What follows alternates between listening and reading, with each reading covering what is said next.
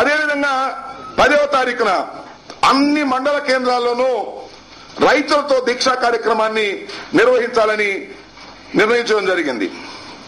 అలాగే 17వ తారీఖున అన్ని నియోజకవర్గాల కేంద్రాల్లో రిక్షాలు, ఆటోలు, వాటికి సంబంధించినటువంటి వారందరితో సమైక్య నినాదంతో ఒక ర్యాలీ నిర్వహించాలనేది కూడా తలపెట్టడం జరిగింది.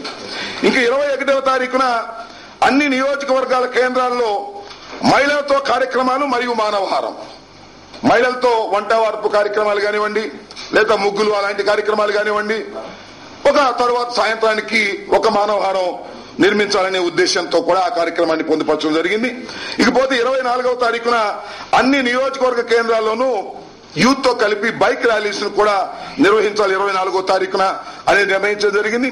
అలాగే 26వ తారీఖున జిల్లాలోని సర్పంచులు మరియు సర్పంచులుగా పోటీ చేసి ఓడిపోయిన వారందరూ కూడా జిల్లా హెడ్ క్వార్టర్లో, ఆ జిల్లాలో ఉన్నటువంటి వివిధ ప్రాంతాల్లో సర్పంచులుగా గెలిచిన వారు, అలాగే సర్పంచులుగా నిలబడి ఓడిపోయిన వారు, వీరందరూ కలిసి జిల్లా హెడ్ క్వార్టర్లో ఆ రోజు ఒకరోజు నిరాహార దీక్ష కార్యక్రమాన్ని చేపట్టాలని నిర్ణయించడం జరిగింది.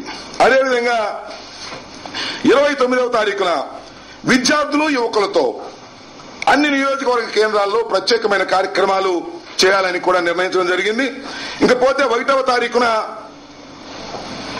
ఆ రోజు ఆంధ్ర రాష్ట్ర అవతరణ దినోత్సవం, ఆంధ్ర అవతరణ దినోత్సవం సందర్భంగా అన్ని గ్రామ పంచాయతీల్లో కూడా సమైక్యంగా రాష్ట్రాన్ని అట్టిపెట్టాలి అనేటువంటి ఒక తీర్మానాన్ని కూడా ఆ రోజున అన్ని పంచాయతీల్లో, ఈ 175 నియోజకవర్గాలకు సంబంధించినటువంటి అన్ని పంచాయతీల్లో తీర్మానాలు చేయాలని ఒక నెల ప్రోగ్రాం అక్టోబర్ 1వ తారీఖు నుంచి నవంబర్ 1వ తారీఖు వరకు కూడా ఈ సీమాంధ్రలో ఉద్యమాన్ని ఉధృతం చేసేటటువంటి కార్యక్రమం. ఎందుకంటే ఎంత చేస్తున్నప్పటికీ కూడా మరి కేంద్ర ప్రభుత్వం గాని, అధిష్టాన వర్గం గాని మేము ముందుకు వెళ్తాం అనే మాట మాట్లాడుతూ ఉన్నారు.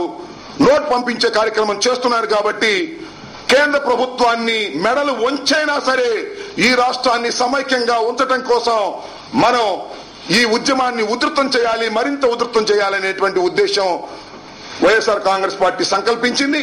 దానికి తగ్గట్టుగానే ఈ 1 మంత్ కార్యక్రమాన్ని కూడా ఇవ్వడం జరిగింది. ఇవన్నిటినీ కూడా అన్ని నియోజకవర్గాలను వైఎస్ఆర్ కాంగ్రెస్ పార్టీ ఈ కార్యక్రమాల్ని రాబోయే కాలంలో 1వ తారీఖు నుంచి మళ్ళా 1వ తారీఖు వరకు జరిగేటటువంటి కార్యక్రమాల్లో నిర్వహించడం జరుగుతుంది.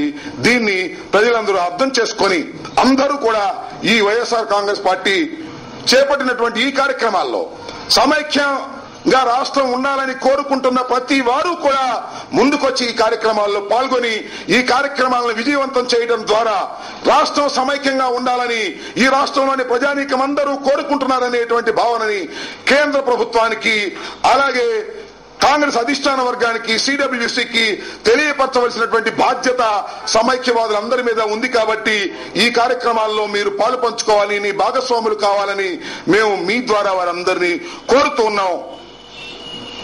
ఓకే, సమైక్యాంధ్ర కోసం ఇప్పటిదాకా మీ పార్టీ అనే కార్యక్రమాలు చేపట్టింది. కానీ పార్టీని ప్రజలకు తీసుకెళ్లడంలో విఫలమయ్యాలని మీ పార్టీ నాయకులు షర్మిల గారు అంటున్నారా? నాకు తెలియదు. అది మీటింగ్ ఉన్నాను సార్, మీరు అప్పుడు మీటింగ్ లో అలాంటి నేను మొత్తం అలాంటి ప్రస్తావన ఏమి రాలేదు.